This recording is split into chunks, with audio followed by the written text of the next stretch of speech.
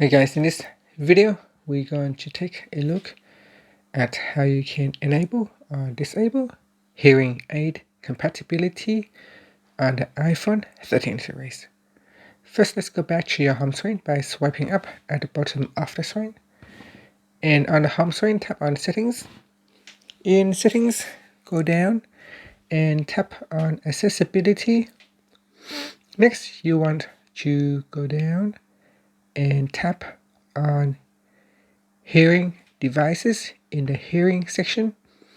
And here, tap on Hearing Aid Compatibility. So tap on the toggle button to turn it on, or tap on the toggle button to switch it off.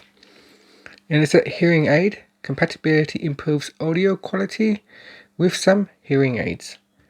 And that's how you can turn it on or off. And that's it. Finally, you can tap on the back key to go back to Settings, or swipe up to go back to the home screen. Thank you for watching this video. Please subscribe to my channel for more videos.